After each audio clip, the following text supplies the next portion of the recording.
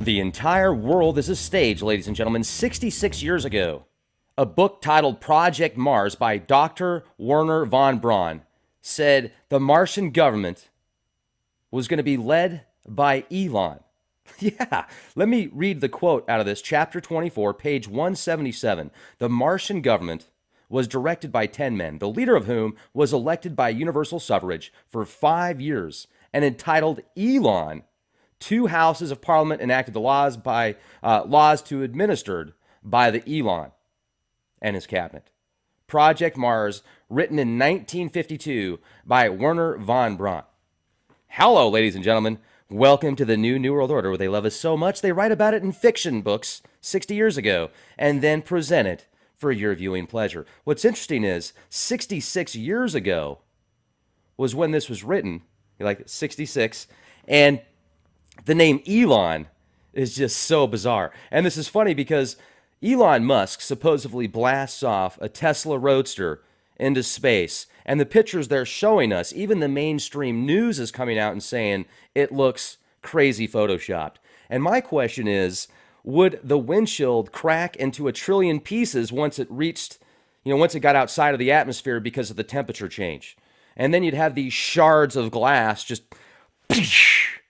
That sounds extremely safe. I mean, what would it do to the paint? What would it do to the plastics? What would it do to the mummy that's actually in there? Would it be just perfect like it was in the pictures? I don't think so. But hey, what do I know? I'm still in my grandma's garage. She made the best peanut butter and jelly sandwich today. It was amazing. So, regardless, with that said, I do want to give a major shout out to My Patriot Supply. You should check these guys out. If you want to store up on food, maybe have a little bit of storable edibles in case things get rough at the grocery store, or if you just want to have a great deal, you can pick up less than $70, 70 mils with a 25-year shelf life. Just click the link. They have a bunch of good stuff. Water filtration systems, if you want water that doesn't have a bunch of toxins in it, if you want to get that nasty stuff out of there, check these guys out. Even organic heirloom seeds. Heirloom. Did I just say heirloom? Hello. Well, speaking of hair, do you got some? Nanny. Where am I going with this? Just click the link. You'll thank me later. Click the link. Now let's move on to the whole world's a stage. I mean, think about this. Written about the Mars Project 66 years ago. Let's just go over this a little bit. Will you just look at it? The Mars Project is a non-fiction scientific book by the German rocket physicist, astronautics engineer, and space architect Wernher von Braun. Yes, that's right. Translated from the original German by Henry J. White, first published in English, University of Illinois Press in 1953. Let's scroll down here a little bit. The Mars Project is a technical specification for a manned expedition to Mars. It was written by von Braun in 1948 and was the first technically comprehensive design for such an expedition. The book has been described as the most influential book on planning human missions to Mars. You don't say. Wow. Well, that's fascinating. Well, check it out. Von Braun was also good friends with, you'll never guess who, Walt Disney. Yeah, they were good buddies. And von Braun, let me read this to you here. This is fascinating. Actually, Wikipedia has some great articles. I've cross-referenced this. There's all the links underneath you can reference as well. Von Braun developed a fascination for rockets back in the 1930s when he went to the University in Berlin to study engineering. He joined the Spaceflight Society and later worked on the design of liquid fuel rockets shortly before the outbreak of World War II. Von Braun was recruited by the German army to assist in the building of long-range military rockets. He quickly rose through the ranks and became technical leader of the team that developed the V-2 rocket. Towards the end of the war, there was over 1,000 of these V-2s launched from Germany and bombed England. In 1944, von Braun was arrested by the Gestapo and charged with proposing to build an interplanetary spaceship instead of military weapons. Wow, he's like, you know what? I don't want to blow stuff up. I want to go into space. So, I mean, that's cool, right? At least he didn't want to build bombs. He wanted to build a spaceship and go hang out with Martians. I mean, I think that's pretty cool. The other stuff, not so cool. That is pretty cool. It's like everything else, though. How many people want to create a technology or an invention with incredible intentions, and then the Dark Beast defense/destroy system comes out and usurps it up and says, oh, this is for defense purposes. We're going to take that patent or that invention and use it for something else. I mean, was it von Braun's idea to make bombs, or was it his idea to make spaceships? Well, it sounds to me like he wanted to make spaceships, and that was his fascination. But I don't know. I never met the guy. So anyway, he gets arrested by the German Gestapo because he's building rockets now to go to space, and instead of military weapons. But then he was released after 2 weeks. As the war drew to a close in early 1945, von Braun and his rocket team fled the advancing Red Army and later surrendered to American troops. Von Braun, his scientists, plus 100 V-2s were shipped to the U.S. Army's rocket research facility at Fort Bliss in New Mexico. And then in 1948, the V-2 test program was completed. He used his spare time to write a science fiction novel about a manned mission to Mars. That's what this is. So, the synopsis. The Mars project is a technical specification for a manned mission to Mars. It's a technical specification. And they call it nonfiction. He envisioned an enormous scientific expedition involving a fleet of 10 spacecraft with 70 crew members that would spend 443 days on the surface of Mars before returning to Earth. Here's where it also sounds like the Elon Musk stuff. The spacecraft, 7 passenger ships, and 3 cargo ships would all be assembled in Earth orbit using materials supplied by reusable space shuttles. Reusable space shuttles. The fleet would use a nitric acid hydrazine propellant that, although corrosive and toxic, could be stored without refrigeration during the 3-year round trip to Mars. Von Braun calculated the size and weight of each ship and how much fuel it would require, about 5,320,000 metric tons.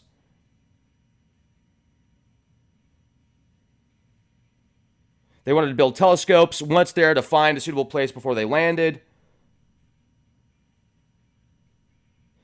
Von Braun based his Mars project on large Antarctic expeditions.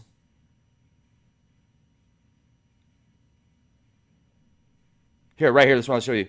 Oh, who's that? Oh, that's Walt Disney and Von Braun. You just look at it. Look at those happy lads right there. So this is a artist concept of this mission to Mars. It reminds me of a mission to like Moab or the Canyonlands in Utah. You know, they've got a Mars location out there where they test stuff and, test, okay, well, what would it be like if we were on Mars? This is the closest we can get.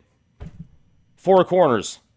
You ever been to the 4 Corners, you'll know what I'm talking about. Canyonlands and stuff like that. It's bizarre and fascinating at the same time. Now, I used to love watching the rover footage that I thought was legit. And actually, I wonder if the first season, like the first rover that went out there, some of the footage that we saw, if that was possibly legit. And then they decided that they wanted to show us stuff in Greenland now. Because when I see little rats running across the bottom of the screen in pictures that are supposedly on Mars from the rover, and it looks identical to their facility in Greenland. It's actually not in Greenland. It's close to Greenland. It's in Canada, like on the tip, northeast tip, really close to Greenland. It's on an island out there that's just completely desolate, this volcanic island.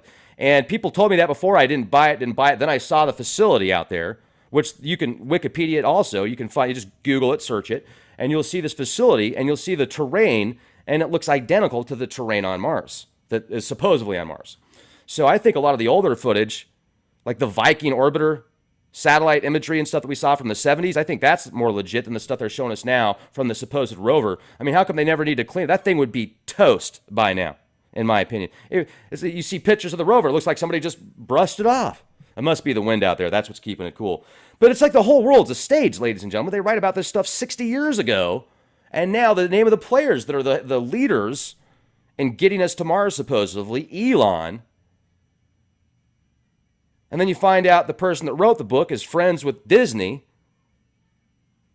The whole world is a stage. What's really out there, folks? What's really out there? Incredible article. Definitely read through that. And let me share a little bit more information with you here real quick. That was quite interesting. Stand by, ladies and gentlemen. I had this. Where did it go? Dang it. In 5, 4, 3, 2, 1. Here we go. This is page 177. Page 177, chapter 24, How Mars is Governed, Dr. Wernher von Braun. Just a quick excerpt. The Martian government was directed by 10 men, the leader of whom was elected by universal suffrage for 5 years and entitled Elon. 2 houses of parliament enacted the laws to be administered by the Elon and his cabinet. Then it talks about the upper council, the upper house being called the Council of Elders, being limited to 60 people. They were appointed for life by Elon, as vacancies only occurred by death. In principle, the method was not unlike which the College of Cardinals of the Roman Catholic Church is appointed. Usually, the Elon chose historians, churchmen, former cabinet members, economic leaders who could offer a lifetime of invaluable experience. So the Council of Elders, however, had but limited amendments or alterations that could be voted upon. So you've got then the Martian Assembly out there, and the Martian Assembly considers themselves technologically superior, and they look at the human being archetype as being in the image of God. They look at that as a very bizarre fascination, to say the least. So I think that's interesting. So it talks about 3 earthlings, official receptions of 3 earthlings by Martian authorities, Holt and his 2 companions. So they go out there. They're not suspicious of these Martians or these people being sinister. At first, they had thought that perhaps the Martian consciousness of absolute technical superiority over Earthlings had been the foundation of the dignified courtesy and consideration shown to them by the personalities in authority. But then they find out that they had completely different motives and pictures of life on Earth and the regulations, and that God was created, that man was created in God's image. But let's go back for a minute. I want to talk about some of the German rockets that were built way back in the 30s and 40s, etc. 80 years ago. How far out are they now? What have they colonized? Who are they working with? What are they doing? And now is Earth just like their playground for, where the cannon fodder almost to some of these people? It's like we're the zoo, we're the farm, and they're out blasting off in rocket ships and doing all sorts of, who knows what they're doing. 1,000 rockets, you guys, in the 40s? That's crazy. And what about the patents for the flying saucers and stuff, and the possible colonization of Antarctica and places that are not the center of the Earth, but inner Earth? You've seen some of the caves that have entire ecosystems in Vietnam and other places in Asia that are just incredible, that are enormous. And that's just a small piece of what some of these inner Earth caverns could be. Go to leakproject.com, become a premium member today, get access to over 1,600 podcasts, downloadable, streamable, ad-free, hundreds exclusive to leakproject.com. Also subscribe, youtube.com/clandestine Time Lord. What are you waiting for? Be excellent to each other. Let's save the world. Let's be excellent to each other. Support our sponsors too. Be the change you want to see.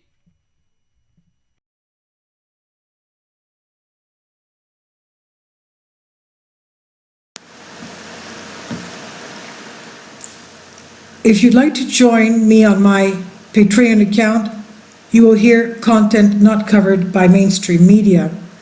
These riveting stories will be based on my research, and I will state my opinions and give my personal insight on diverse and controversial subjects and world events not covered by mainstream media, and not supported by YouTube guidelines. So whatever I have on my Patreon, most of those will not be on my YouTube channel. Please consider becoming a member today. More of the most significant and important videos will be on my Patreon channel. Your support helps me to continue my research and keeps this YouTube channel alive. And we depend on your support, your generous charity, because we help economically challenged families here in Athens, Greece, in Kapota, and we also help the young generation with university tuition and the community around our church. Thank you.